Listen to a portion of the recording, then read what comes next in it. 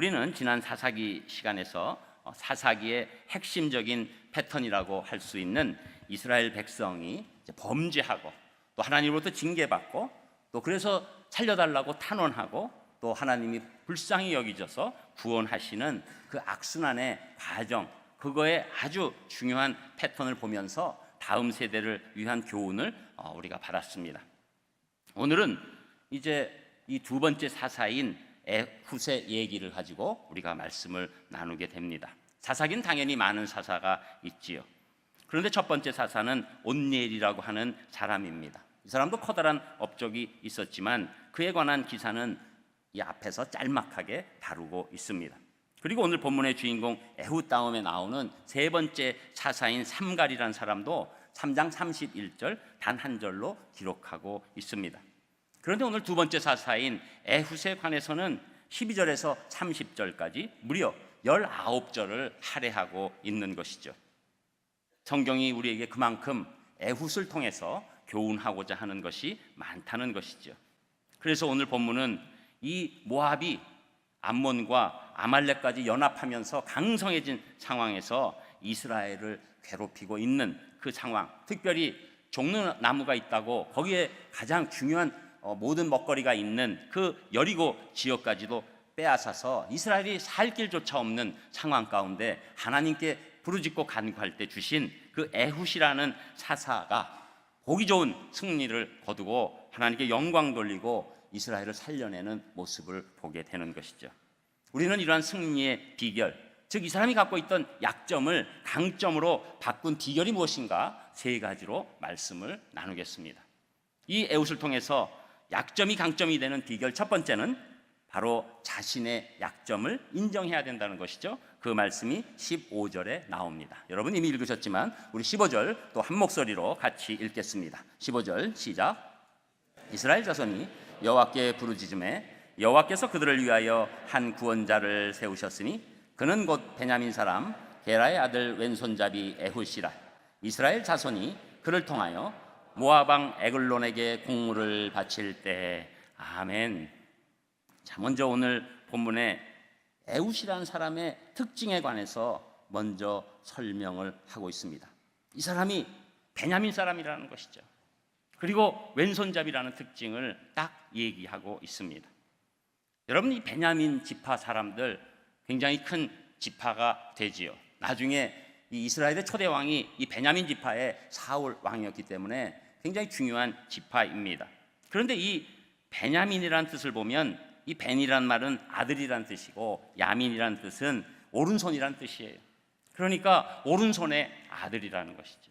오른손의 아들인데 왼손잡이라는 거예요. 이상하지 않습니까? 우리 생각에는 요사이 왼손잡이가 오히려 쓸 때가 굉장히 있습니다. 그래서 요새 조금 예전보다 조금 덜해도 요새 많이 좋아지고 있는 어떤 선수가 왼손잡이죠? 또 남자분들 모른 척하면서 유현진 선수가 왼손잡이잖아요. 그래서 왜 왼손잡이가 유리하냐면 오른손 타자가 많으니까 그 약점을 파고 들어갈 수 있다고 보고 지금은 왼손잡이에 대한 거부감이 전혀 없고 오히려 왼손잡이에 유리함이 있었죠. 여러분 이 당시는 그런 왼손잡이가 아니에요. 여러분 이 오르다, 왼이다 이게 다 무슨 뜻입니까? 우리말도 그렇고 다 옳다는 쪽이에요. 이 오른쪽에 관한 이 강조점이 항상 있었던 것이죠. 더군다나 베냐민은 오른손의 아들이에요. 오른손의 아들이 왼손잡이에요. 그거는 우리가 얘기하는 것처럼 지금 왼손잡이를 장려해서 왼손잡이가 된 것이 아니라 낳을 때 원문을 바라보면 낳자마자 왼손이 없는 건지 몰라도 분명히 그들 나중에 보면 있는 것 같고 왼손에 장애를 갖고 태어났다는 얘기가 되는 겁니다. 그래서 오른손을 쓰고 싶어도 이 오른손의 아들인 집안이 왼손 쓰는데 가만 놔두겠어요? 그래서 어렸을 때 어떤 분들 왼손 쓰다가 막 많이 왼손 맞은 분들이 있잖아요. 그런데도 불구하고 지금 왼손으로 연세 있으신데 왼손으로 드신 분 대단한 분이신 줄 알고 긍지를 가지시기를 축복합니다. 그런데 그런 거예요. 더 했죠. 그런데 그걸 뚫고 할 수밖에 없는 이 오른손의 기능이 안 되는 거예요. 왼손잡이지만 이건 왼손에 장애가 심각하게 있는 그 약점이 이 사람에게 있었다는 것이죠. 그러니까 이것은 낳자마자 오른손의 아들 집안에서 왼손밖에 쓸 수 없는, 공개적으로 힘든 약점이 있는 안타까운 아이였고 그 아이가 소년이 되고 지금 장년에 이르고 있었다는 얘기입니다. 세상적으로 이미 많은 부분이 빼앗겨 있고 이 상황에서 성공하기 어려운 그런 아이로 태어나고 있었고, 더군다나 이스라엘은 장애인은 하나님의 성회조차 들어가지 못하게 막고 있었던 겁니다.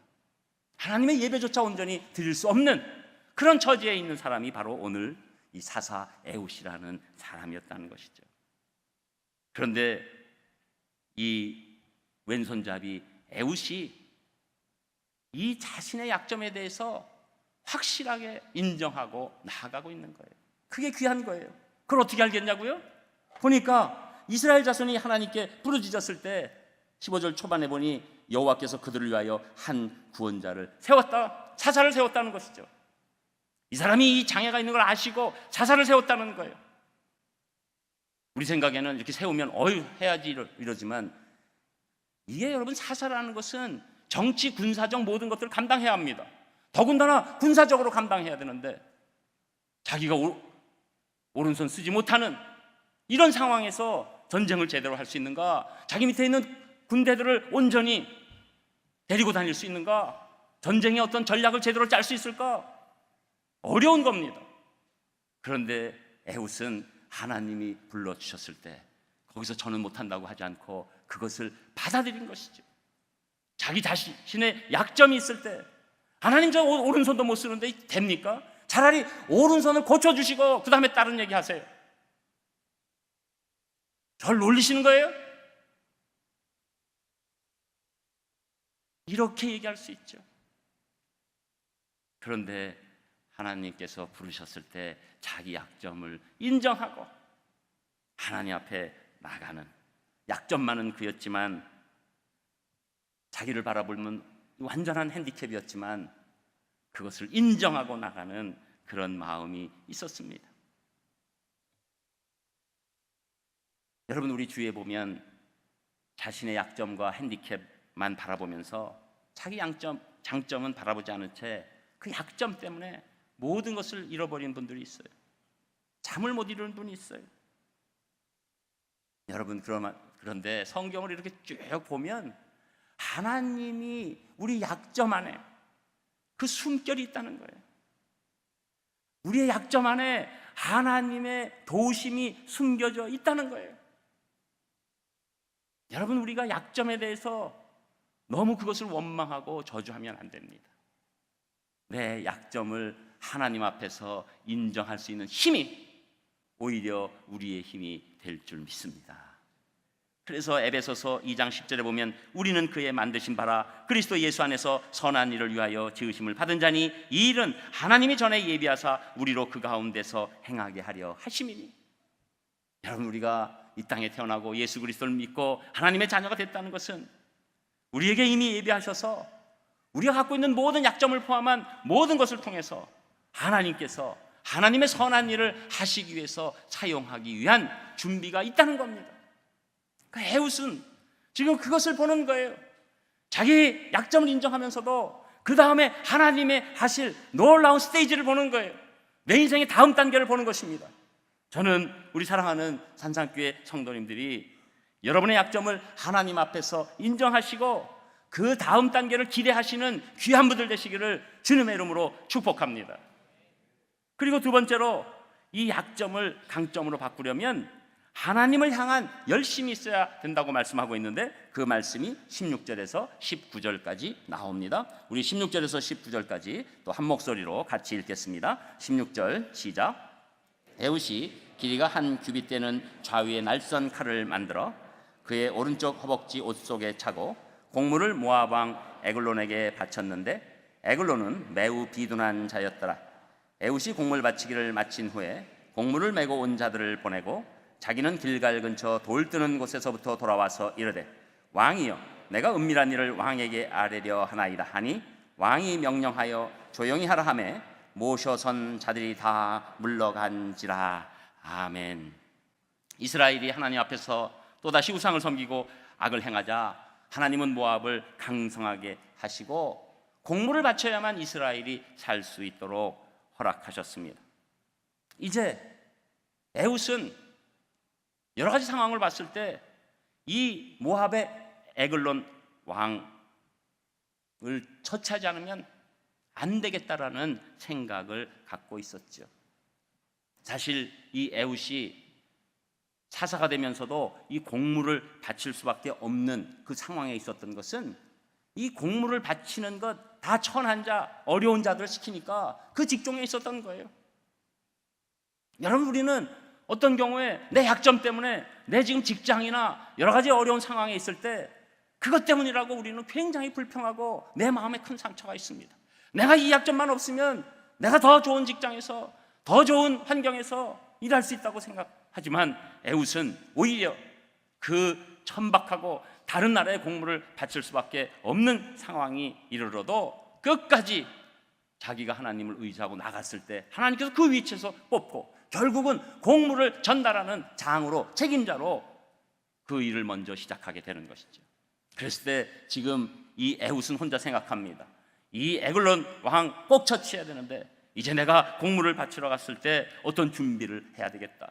그래서 한 규빗의 칼을 준비합니다. 규빗은 여러분 다 아시는 것처럼 맞는가요? 다 아시는 것처럼인가요? 여기서부터 여기까지 해가지고 몇 센치라고 그랬죠 제가? 이것도 많이 나오네요 오늘은. 보통 그냥 50cm 하면 편하지만 정확히 하면 45cm 정도 칼을 준비하게 되는 것이죠. 그리고 그것을 오른쪽 허벅지 옷 속에 차는 겁니다. 그리고 이제 에글론이 비둔한 것도 다 알고 그리고 그 앞에 나가면서 자기가 어떻게 해야 될 것을 다 준비한 거예요.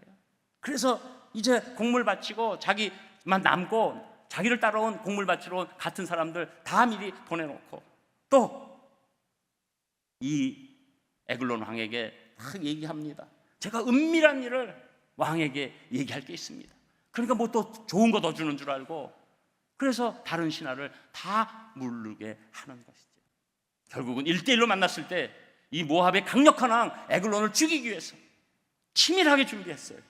왜 치밀하게 준비했습니까? 하나님께서 자기에게 사사의 역할을 주시고 그리고 하나님이 이 모압을 통해서 이스라엘 전체가 이 모욕을 당하는 것을 견딜 수가 없었어요. 하나님을 향한 열심이 있었습니다. 그러니까 하나님을 향한 열심이 자기의 약점임을 생각할 겨를이 없는 거예요. 내가 뭐 이런 약점 저런 약점 생각할 겨를이 없는 그런 마음이 된 거예요. 여러분, 세상에서는 당신의 약점을 극복하기 위해서는 이런 거를 하십시오, 저런 거를 하십시오.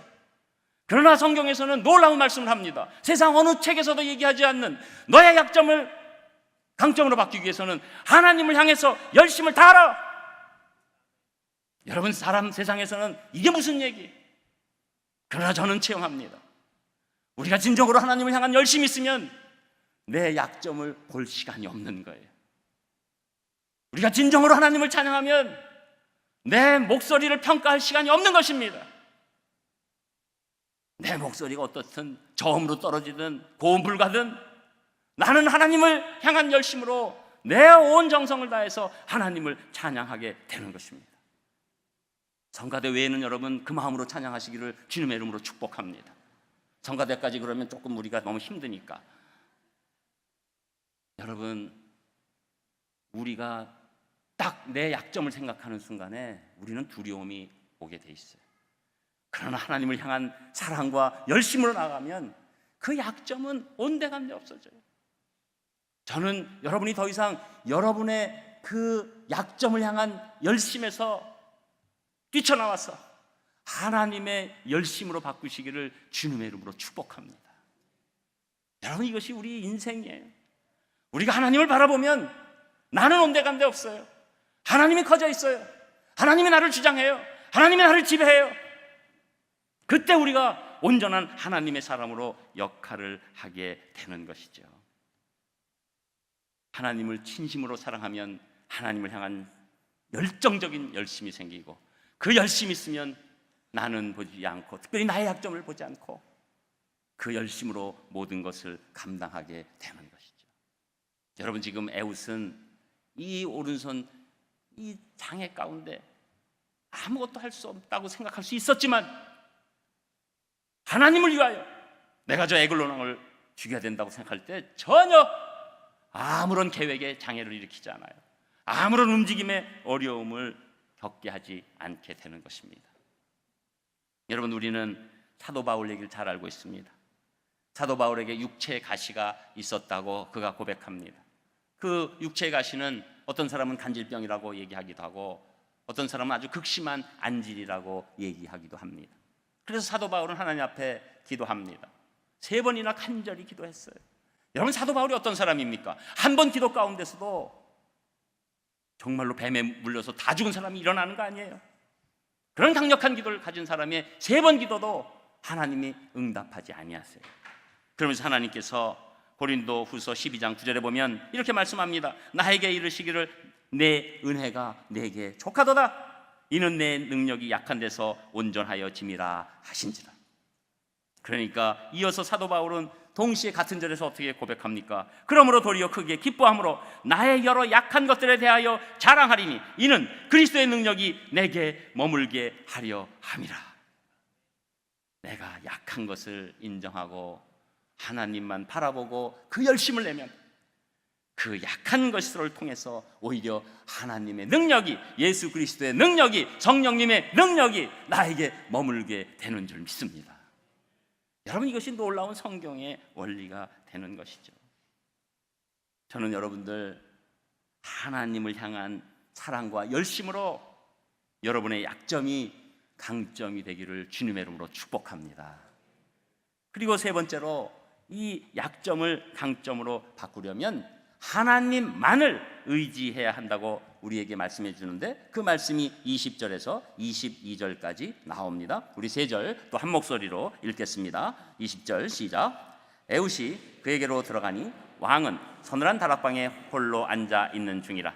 에웃이 이르되 내가 하나님의 명령을 받들어 왕에게 아뢰 일이 있나이다 하매 왕이 그의 좌석에서 일어나니 에웃이 왼손을 뻗쳐 그의 오른쪽 허벅지 위에서 칼을 빼어 왕의 몸을 찌르매 칼자루도 나를 따라 들어가서 그 끝이 등 뒤까지 나갔고 그가 칼을 그의 몸에서 빼내지 아니하였으므로 기름이 칼날에 엉겼더라. 아멘.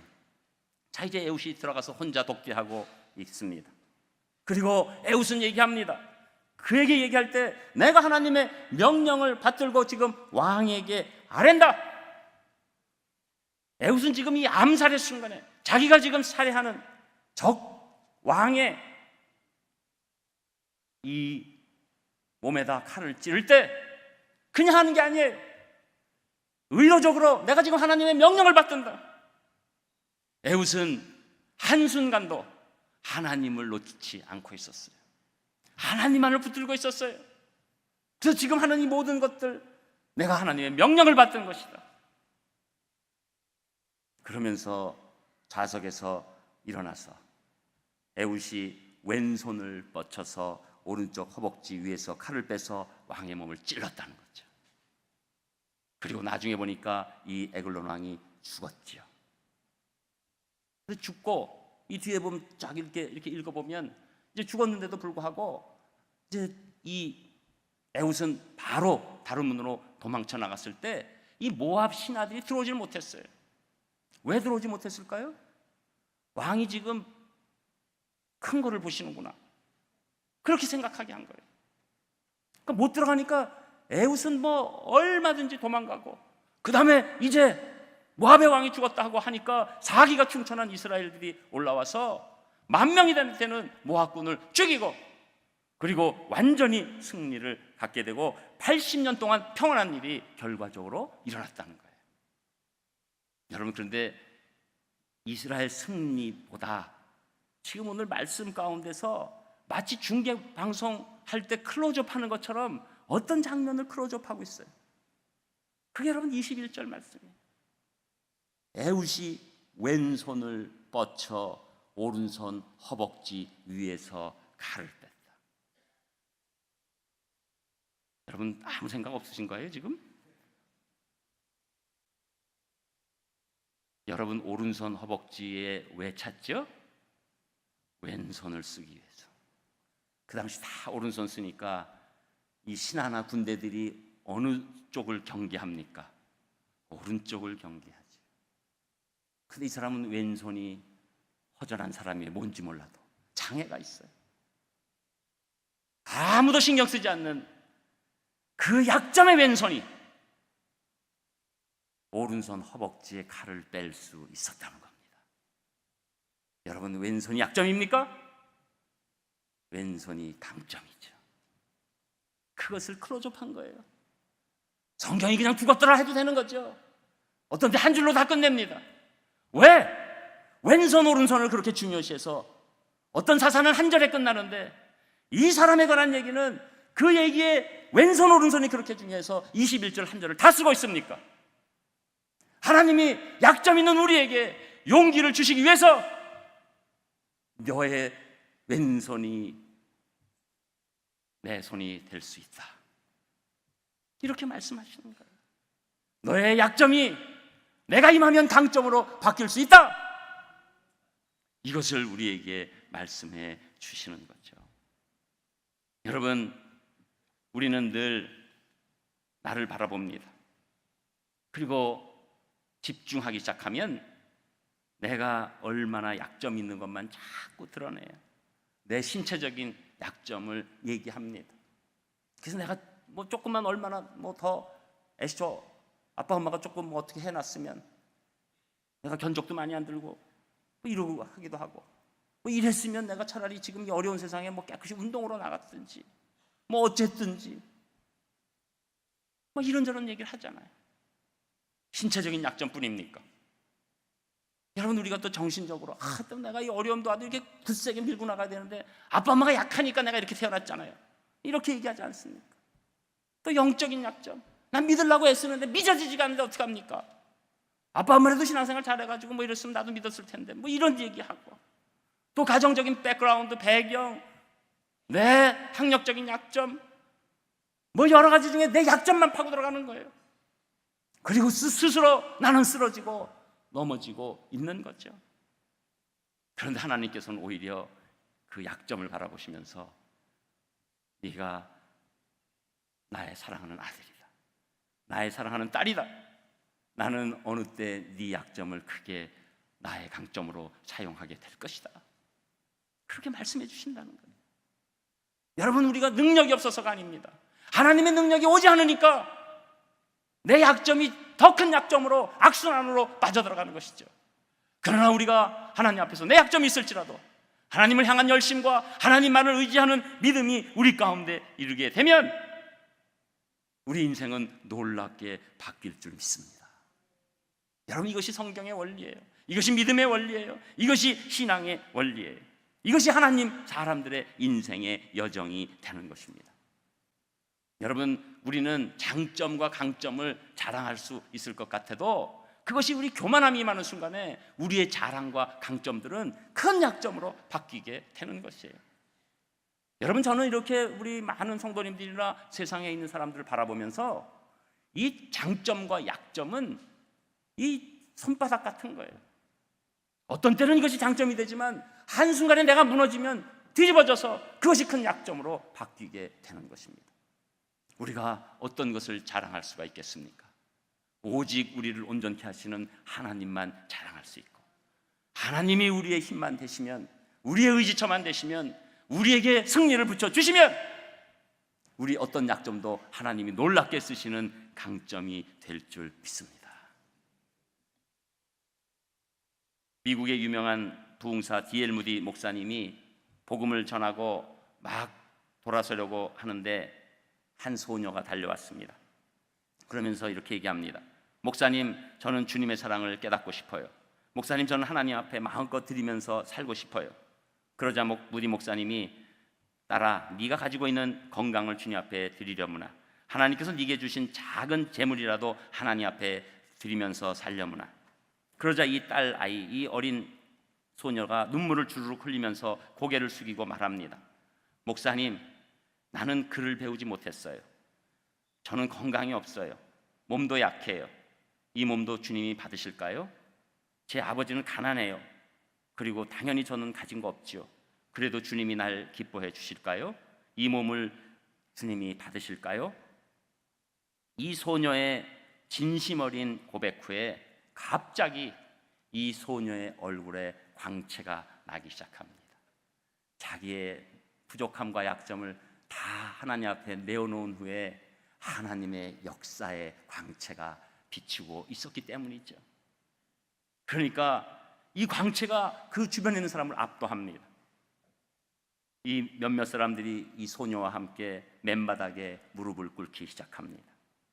그때 엘리자 해밀턴이라는 여인이 이 숭고한 모습을 바라보면서 한쪽 모퉁이에서 조용히 시를 써 내려가고 있습니다. 그 가사가 주님 내 모습 이대로 주여 받아 주시옵소서. 그 시를 옆에서 보면서 읽던 찬양 사역자 생키의 성령님의 역사가 일어납니다. 그리고 어떤 불같은 뜨거움이 그의 마음에 일어나기 시작하고 그 자리에서 피아노를 두드리면서 곡을 쓰기 시작합니다.